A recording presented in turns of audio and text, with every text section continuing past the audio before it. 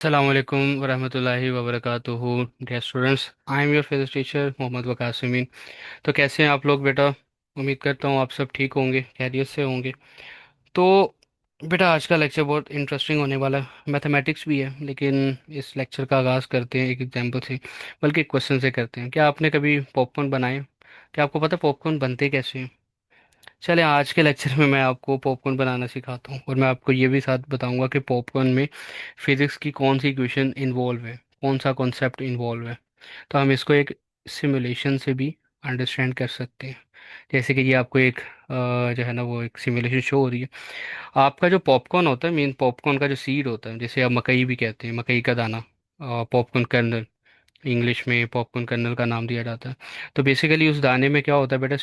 Moisture होता है। जब आप उसका टेम्परेचर ज़्यादा गिरते हैं, तो वो मॉइस्चर जो है वो स्टीम में कन्वर्ट होता है। स्टीम में मौजूद मॉलिक्यूल्स होते हैं। टेम्परेचर जब और भी ज़्यादा आप इंक्रीज़ करेंगे, तो क्या होगा कि मॉलिक्यूल्स की काइनेटिक एनर्जी ज़्यादा होगी। जब काइनेटिक एनर्जी ज़्यादा होगी, कोलिजन ज़्यादा होगी, तो प्रेशर भी क्या होगा बेटा? ज़्यादा होगा। और जब प्रेशर बहुत ज़्यादा होगा, तो वो जो ऊपर लेयर होती है मकई के दाने पे, वो उस प्रेशर को बर्दाश्त नहीं कर पाती। तो वो जो लेयर है वो टूट जाती है, और अंदर जितना भी स्टार्च होता है वो बाहर आ जाता है, एक फ्लफी सा। आप वो जो सीड है वो पॉपकॉर्न की फॉर्म में कन्वर्ट हो जाता है। तो इसको हम सिमुलेशन से भी देखते हैं, जैसे कि फॉर एग्जांपल कि आप जैसे जैसे आप उसका टेम्परेचर ज़्यादा करें, फॉर एग्जांपल, तो वो जो मॉइस्चर था वो इस तरह से स्टीम में कन्वर्ट हो गया। वो स्टीम में मौजूद मॉलिक्यूल्स हैं। अब अगर मैं मज़ीद टेम्परेचर ज़्यादा करूँगा ना, तो देखें इनकी काइनेटिक एनर्जी ज़्यादा होगी। काइनेटिक एनर्जी ज़्यादा हो रही है, प्रेशर भी ज़्यादा हो रहा है। और एकदम से आप देखें कि ये देखें, ये लेड जिस तरह से ये चैम्बर जो है ये ब्लास्ट हुआ है, एक ज़ोरदार धमाका, बिल्कुल इसी तरह वो जो लेयर होगी वो टूटेगी। और जितना भी स्टार्च होगा, जिस तरह ये मॉलिक्यूल बाहर जा रही है, बिल्कुल इसी तरह स्टार जो है वो इस लेयर से बाहर आ जाएगा और पॉपकॉर्न बन जाएगा। तो आपने आज आज के लेक्चर में सीख लिया कि पॉपकॉर्न कैसे बनाए जाते हैं, और साथ ही साथ आपने हमने ये भी सीखा कि इसमें कौन सी फिजिक्स इन्वॉल्व है। तो अब हम क्या करेंगे? अब हम मैथमेटिकली इन चीज़ों को देखेंगे। हमने कॉन्सेप्चुअली तो देख लिया, और लेकिन अब हम क्या करेंगे? अब हम मैथमेटिकली प्रूफ करेंगे। और क्या प्रूफ करेंगे बेटा? मैंने आपको टेम्परेचर की एक डेफिनेशन बताई थी कि ट्रांसलेशनल का average translational kinetic energy of the molecule is called temperature. तो आज हम इसी डेफिनेशन को मैथमेटिकली प्रूफ करने जा रहे हैं। साथ ही साथ हम रूट मीन स्क्वायर वेलोसिटी का एक फार्मूला भी ड्राइव करेंगे, और हम आइडियल गैस इक्वेशंस को भी देखेंगे। बेसिकली तीन आइडियल गैस इक्वेशंस बनती हैं हमारे पास। सबसे पहली, जिससे तो आप बहुत ज़्यादा फेमिलियर हैं, P V is equal to N R T. P V is equal to N R T. इसमें पी जो है वो प्रेशर है। चलिए मैं इस तरह से लिख देता हूँ।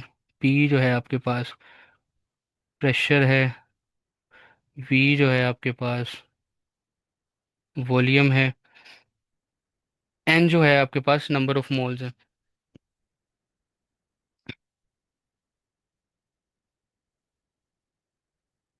और इसका जो फार्मूला है एन का, स्मॉल एन का, वो आपने याद रखना है। वो होता है capital N divided by N A. अब ये जो कैपिटल एन है ये क्या रिप्रेजेंट करता है? ये नंबर ऑफ पार्टिकल्स, यहाँ पे नंबर ऑफ मॉलिक्यूल मॉलिक्यूल्स। और जो डिवाइडेड बाय एन ए है, ये रिप्रेजेंट करता है एवोगैड्रो नंबर को।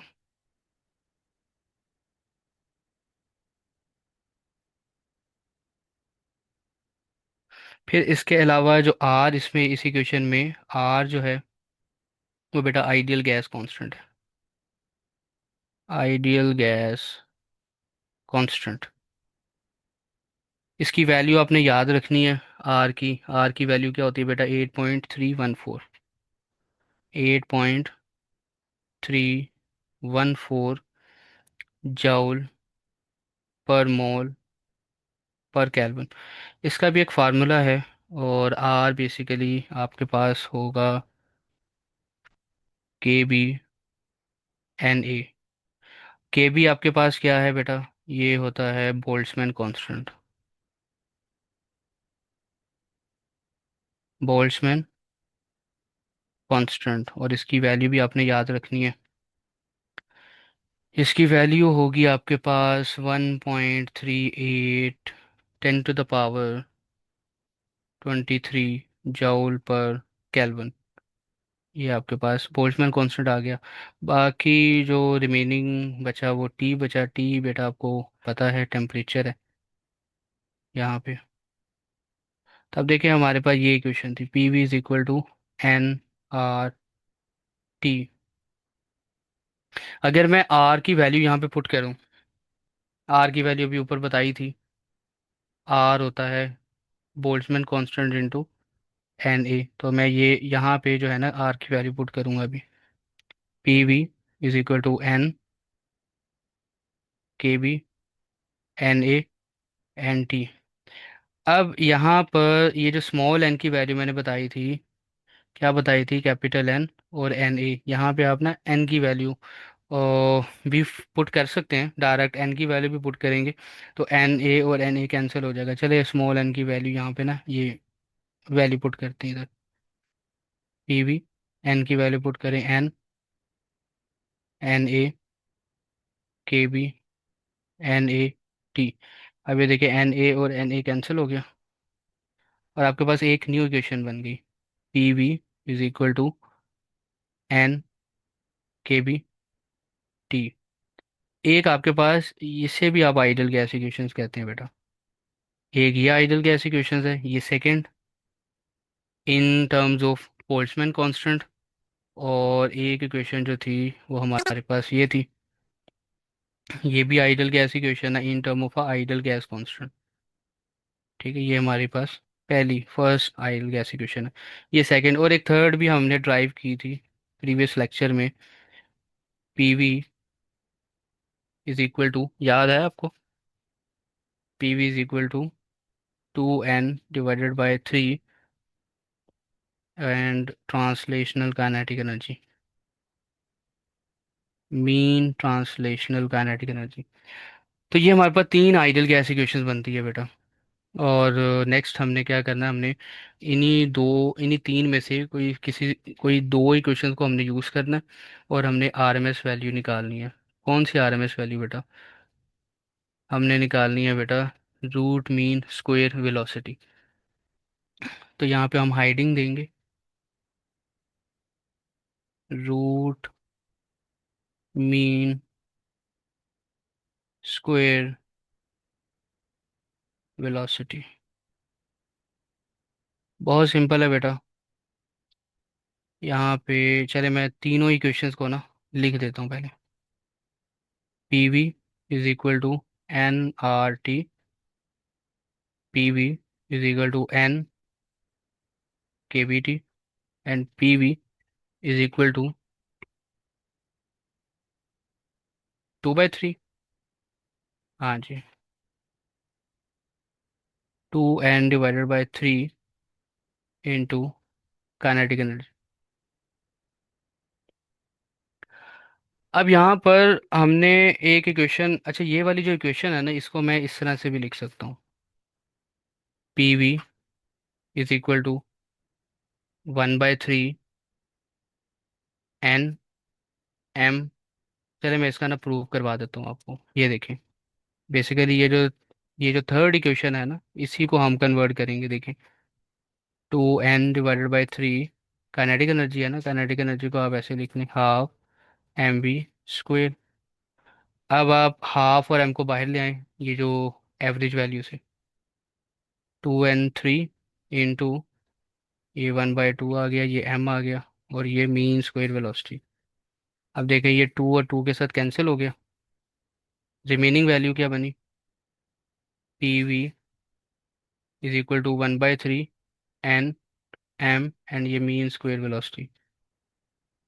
हमने एक ये इक्वेशन यूज़ करनी है और एक हमने P V is equal to N R T वाली इक्वेशन यूज़ करनी है, P V is equal to N R T. ले बेटा इन दोनों इक्वेशंस को आप रिलेट करें ज़रा, क्योंकि हमने मीन स्क्वायर वेलोसिटी यूज़ करनी है तो ये वाली mean square velocity find out करनी है, तो इसमें ही मीन स्क्वायर वेलोसिटी आएगा ना, तो हम इसी इक्वेशन को यूज़ करेंगे। तो हम इन दोनों इक्वेशंस को ना कंपेयर करते हैं। Compare equation one and equation two. तो NRT 1/3 NM v²। आपने इसको सब्जेक्ट बनाना है, बाकी पैरामीटर दूसरी साइड पे ले लें। ये हो जाएगा 3NRT divided by NM = v²। अब आप थोड़ी थोड़ी सी जो है ना वो तवज्जो करनी है बेटा आपने। ये जो स्मॉल n है, इसको आप नीचे ले लें। ये ऊपर हो रहा है मल्टीप्लाई, जब नीचे जाएगा तो ये क्या हो जाएगा, डिवाइड हो जाएगा। तो ये इक्वेशन बनेगी 3RT divided bye N/M, sorry ये आ जाएगा स्मॉल n इंटू m। अब ये जो कैपिटल N और डिवाइडेड बाय स्मॉल n है, ये किसके इक्वल है? ये है एवोगैड्रो नंबर के इक्वल। याद आया आपको? n कैपिटल N और एन ए था। और अगर आप NA और स्मॉल n को रिप्लेस कर दें तो NA बन जाएगा कैपिटल N स्मॉल n।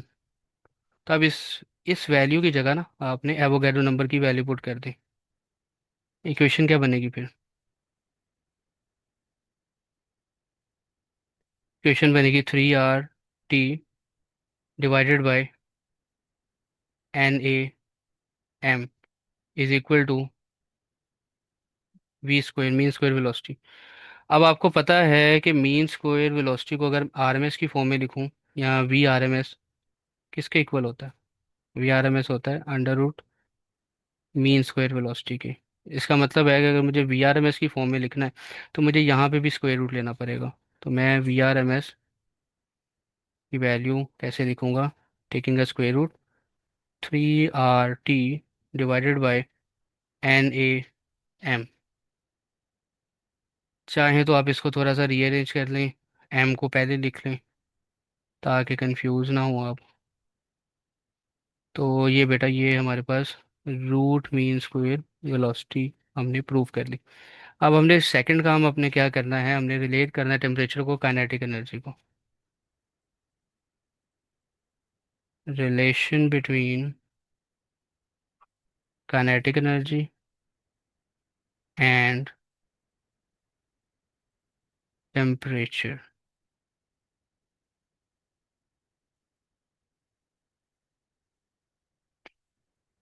तो यहाँ पर भी बेटा मैं वही तीनों इक्वेशंस लिखता हूँ।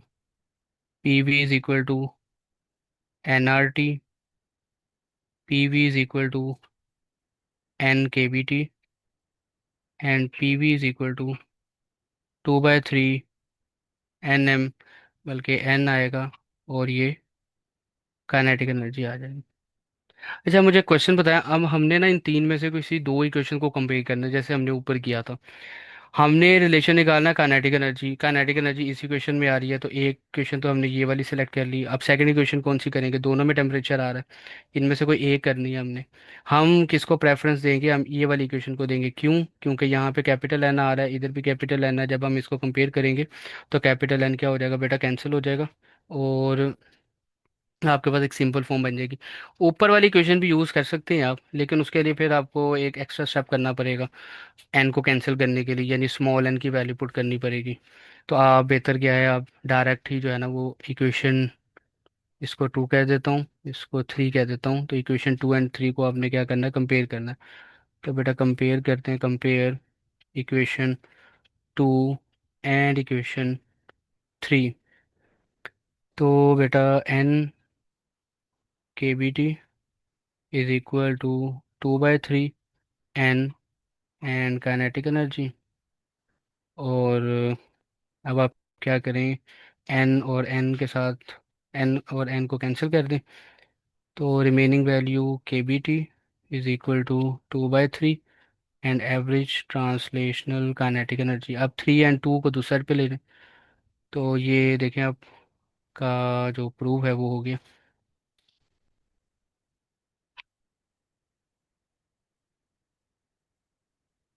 Kinetic energy 3 kBT divided by 2। एक तो आपके पास ये इक्वेशन बन गई, ये है काइनेटिक एनर्जी की टर्म में, मीन्स के काइनेटिक एनर्जी को आपने सब्जेक्ट बना रही है। और अगर आप टेम्परेचर की इक्वेशन ड्राइव करना चाहते हैं, मीन्स टेम्परेचर को सब्जेक्ट बनाना चाहते हैं, तो यहाँ टेम्परेचर को सब्जेक्ट बनाए, सारे पैरामीटर दूसरे पे ले जाएं, 2, और इधर आ जाएगा 3, और ये KB, और ये एवरेज काइनेटिक एनर्जी। अब आपकी बुक में एक एग्जांपल दी है, चलें इस एग्जांपल को बाद में करेंगे, पहले हम इसी इक्वेशंस को ना थोड़ा सा डिस्कस कर लेते हैं। ये क्वेश्चन हमें क्या बताती है कि टेम्परेचर जो है, या एवरेज ट्रांसलेशनल काइनेटिक एनर्जी की डायरेक्ट मेजरमेंट आप कैसे करेंगे, by observing a temperature. Means के टेम्परेचर की जो डेफिनेशन मैंने बताई थी कि टेम्परेचर क्या होता है बेटा, average translational kinetic energy of the molecules होता है। तो अगर आपने काइनेटिक एनर्जी निकालनी है, अगर आपने काइनेटिक एनर्जी निकालनी है तो आप डायरेक्ट क्या मेजर करें, आप टेम्परेचर मेजर। तो अब हम इसे क्या करेंगे बेटा, कंक्लूड करेंगे। हमने कंक्लूजन में क्या लिखना है बेटा, पहला पॉइंट तो आप ये लिखें कि which shows the average translational kinetic energy of gas molecule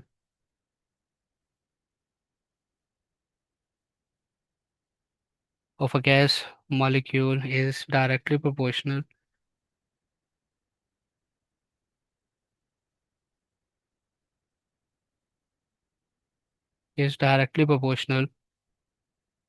to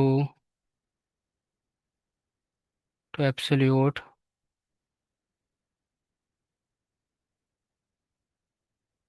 temperature।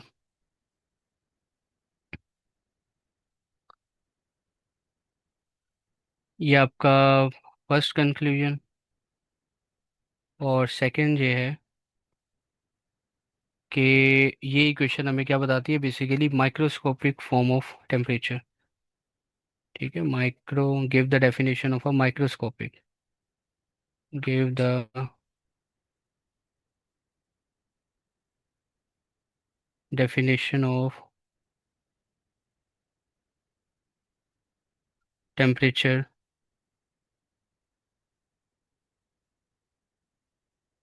at microscopic level।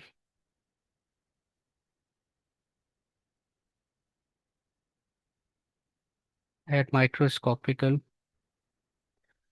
level। अब इसको एक एग्जांपल से समझते हैं बेटा, कि अगर हमने रूम में मौजूद मॉलिक्यूल्स की काइनेटिक एनर्जी निकालनी है तो हम डायरेक्ट क्या मेजर करेंगे, टेम्परेचर मेजर करेंगे, और टेम्परेचर हमें क्या देगा, काइनेटिक एनर्जी देगा। तो हम, आपकी बुक में ये एग्जांपल मेंशन है लास्ट पे। फॉर एग्जांपल कि आपका जो रूम का टेम्परेचर है वो 300 केल्विन है, और रूम टेम्परेचर जो है बेटा वो कितना है, 300 केल्विन है। तो आपने इस 300 केल्विन के रूम टेम्परेचर में फाइंड आउट करने के मालिक्यूल की काइनेटिक एनर्जी के, तो आप यही वाला जो फार्मूला था KBT, देखा ना, ये जो काइनेटिक एनर्जी थी, काइनेटिक एनर्जी का फार्मूला यही था ना, 3/2 KBT। ऊपर देखें ज़रा, 3/2 KBT। तो आप KBT की वैल्यू निकालेंगे डायरेक्ट ही, जो रिजल्ट आएगा KBT का, वो ही रिजल्ट होगा एनर्जी का। देखें, KB की वैल्यू क्या थी बेटा, 1.38 10 to the पावर -23 जूल पर केल्विन। और आप इसको मल्टीप्लाई करें 300 के साथ, तो you will gate 4.14 10 to the power -21 joule, इतनी एनर्जी होगी बेटा। अब ये जो एनर्जी का रिजल्ट है ये बहुत ज़्यादा स्मॉल है, देखिए -21, और स्मॉल अगर एनर्जी आ जाए तो आप इसको इलेक्ट्रॉन वोल्ट में भी कन्वर्ट कर सकते हैं। बेसिकली जब स्मॉल एनर्जी की बात करते हैं ना, स्मॉल लेवल पे एनर्जी अगर हमने डिस्कस करनी हो तो हम इलेक्ट्रॉन वोल्ट में हम उसको ड्राइव करते हैं। और 1 इलेक्ट्रॉन वोल्ट किसके इक्वल होता है बेटा, 1.6 10 to the पावर -19 जूल। ये वो एनर्जी है जब इलेक्ट्रॉन्स को एक्सलरेट करवाया जाता है through the potential difference of a 1 volt. तो अब इस टर्म में हमने KB की वैल्यू निकालनी है, देखें। अब ज़रा KB की वैल्यू पे ज़रा गौर करें, ये था, ये वैल्यू थी जूल पर केल्विन। अब हमने इसी वैल्यू को कन्वर्ट करना है in in the form of electron volt. कैसे करते हैं बेटा, आप इसको डिवाइड करेंगे 1.6 × 10⁻19 के साथ। केबी की जो वैल्यू है, लाइक 1.38 10⁻−23, इसको आप डिवाइड करेंगे 1.6 10⁻−19 के साथ। तो ये अब आपके पास जो केबी की वैल्यू आएगी, ये आएगी इलेक्ट्रॉन वोल्ट के अंदर। फिर आप उसको मल्टीप्लाई करेंगे 300 के साथ। इसको जब आप सॉल्व करेंगे तो you will gate 8.6 10⁻−5 electron volt पर केल्विन। ठीक है, और आप इसको 300 के साथ क्या करें, मल्टीप्लाई करें, तो आपके पास बेटा इलेक्ट्रॉन वोल्ट में आंसर आएगा, विच इज़ 0.026 इलेक्ट्रॉन वोल्ट। तो ये वो एनर्जी होगी बेटा, ये काइनेटिक एनर्जी होगी किनकी, मालिक्यूल्स की, रूम में जो मौजूद होंगे at the temperature of 300 kelvin. अब इसकी जो डेली लाइफ की एग्जांपल है, उसमें एक एग्जांपल तो मैंने आपको स्टार्ट में बता दी, पॉपकॉर्न की फॉर्मेशन। और दूसरी जो एग्जांपल है वो टायर की एग्जांपल दी है कि जब आप टायर में एयर यानी गैस फिल करते हैं तो बेसिकली नंबर ऑफ मॉलिक्यूल्स की क्वांटिटी जो है वो टायर में ज़्यादा हो जाती है। जब वो टायर में ज़्यादा हो गए, नंबर ऑफ मॉलिक्यूल ज़्यादा होंगे, कोलेजन ज़्यादा होंगी, कोलेजन ज़्यादा होंगी, तो वो ज़्यादा प्रेशर एक्सर्ट करेंगे। अच्छा बेटा, अब हम करते हैं example number 13.2। What is the RMS speed of a air molecule oxygen and nitrogen at a room temperature 25 Celsius centigrade. तो 25 सेल्सियस सेंटीग्रेड पे हमने RMS स्पीड फाइंड आउट करनी है, किनकी बेटा, ऑक्सीजन और नाइट्रोजन की। तो गिवन डाटा में हमारे पास क्या क्या है बेटा, आपको याद होना चाहिए कि मैस जो है, ऑक्सीजन का मैस ऑफ ऑक्सीजन कितना होता है, जो होता है 32 यू क्या है, एटॉमिक मास यूनिट है। और अगर आप एटॉमिक मास यूनिट की वैल्यू पुट करें, एटॉमिक मास यूनिट की वैल्यू होती है आपके पास 1.66 10⁻−27 kg।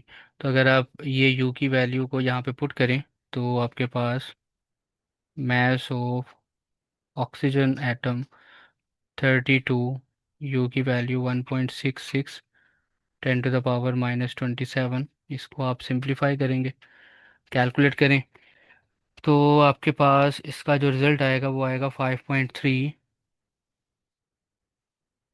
Multiply by 10⁻−26 kg। ये आपके पास आ गया है मैस ऑफ ऑक्सीजन एटम। बिल्कुल इसी तरह मैस ऑफ नाइट्रोजन एटम भी फाइंड आउट करेंगे अब। नाइट्रोजन का मैस होता है 28 यू की वैल्यू पुट करें और इसको कैलकुलेट करें, तो आपके पास आंसर आएगा 4.6 10⁻−26 kg। फिर आपको इसमें चाहिए केबी की वैल्यू, बोल्ट्जमैन कांस्टेंट, और बोल्ट्जमैन कांस्टेंट की वैल्यू है 1.38 10⁻23 जूल पर केल्विन। और क्या क्या चाहिए, टेम्परेचर, टेम्परेचर आपको गिवन था 25 सेल्सियस सेंटीग्रेड, इसको आप केल्विन में कन्वर्ट करेंगे, मीन्स 25 में प्लस करेंगे 273। तो आपके पास टेम्परेचर की वैल्यू जो केल्विन में आएगी वो आएगी 298 केल्विन। अब बेटा आपने क्योंकि क्या निकालना था, आपने रूट मीन स्क्वायर वेलोसिटीज निकालनी थी। तो आपके पास एक फार्मूला था जो हमने ऊपर प्रूव भी किया था। फार्मूला था वो काइनेटिक एनर्जी की टर्म में निकाला था हमने। Kinetic energy 3/2 kBT। एक दफ़ा कंफर्म कर लें, ये ऊपर फार्मूला था, ये 3/2 kBT यही है, 3/2 kBT। अब फार्मूला आपने बनाना है, देखें, काइनेटिक एनर्जी को सिंप्लीफाई करें, हाफ, ये मीन स्क्वायर वेलोसिटी आ गई आपकी, ये 3/2 kBT, ये टू और ये टू के साथ कैंसिल हो गया। मीन स्क्वायर वेलोसिटी को आप सब्जेक्ट बनाएं आप, ये हो जाएगा 3 kbt। मैथ्स दूसरे पे जाके क्या होगा, डिवाइड होगा। अब क्योंकि आपने रूट मीन स्क्वायर वेलोसिटी निकालनी है तो you need to taking a square root. तो वी आर एम एस, यहाँ पे भी आप स्क्वायर रूट लेंगे, ये आ जाएगा 3 kbt डिवाइडेड बाई एम। अब बेटा आपने वैल्यूज पुट करनी है। चलें सबसे पहले तो हम ऑक्सीजन के लिए निकाल लेते हैं। ऑक्सीजन के लिए निकालेंगे तो 3 kb की वैल्यू है 1.38 10⁻⁻23। और टेम्परेचर आपका क्या था, 298 था। हाँ जी, 298 kelvin. And divided by mass of oxygen जो आपने निकाला है, और वो कितनी वैल्यू निकाली थी, 5.3 10⁻⁻26। इसका आप ले लें स्क्वायर रूट। और यहाँ पे आपके पास आफ्टर कैलकुलेशन आपके पास वैल्यू आएगी 4.81 10⁻²मीटर पर सेकेंड। इसको आप ऐसे भी लिख सकते हैं, 481 मीटर पर सेकेंड। तो ये बेटा आपकी वेलोसिटी आ गई किसकी, ऑक्सीजन एटम की। ठीक है। अब आपने इसी तरह इसी फार्मूले को फॉलो करते हुए नाइट्रोजन गैस की स्पीड फाइंड आउट करनी है, root mean square velocity find out करनी है। तो V R M S again square root 3 kb की वैल्यू 1.38 10⁻⁻28। और टेम्परेचर आपका 298 kelvin divided by mass which is 4.6 10⁻⁻28। Calculate करें बेटा, और you will get the answer 5.15 या 515 मीटर पर सेकेंड। और साइंटिफिक नोटेशन में लिखेंगे तो 5.15 10⁻²मीटर पर सेकेंड। और बेटा ये गैस मालिक्यूल की जो स्पीड है, ये स्पीड ऑफ लाइट से ज़्यादा है। सॉरी। और बेटा एक पॉइंट आप, और बेटा ये पॉइंट भी याद रखें कि ये जो आपके पास गैस मॉलिक्यूल की वेलोसिटीज आई हैं, ये गैस मॉलिक्यूल की वेलोसिटी स्पीड ऑफ साउंड से ज़्यादा है। Speed of sound in air वो कितनी थी, 340 मीटर पर सेकेंड है। जबकि मॉलिक्यूल की स्पीड इससे ज़्यादा है, आप देख रहे हैं 515 विच इज़ ग्रेटर देन 340। और फिर ऑक्सीजन का रिजल्ट है तो 481, ये भी 340 से क्या है, ज़्यादा है। तो आई होप कि ये लेक्चर आपको समझ आ गया होगा। और मज़ीद कोई क्वेश्चन है तो आप मुझसे कमेंट बॉक्स में पूछ सकते हैं। अपना ख्याल रखें बेटा, और आपसे मुलाकात होगी अब नेक्स्ट लेक्चर में। तब तक के लिए अल्लाह हाफ़िज़।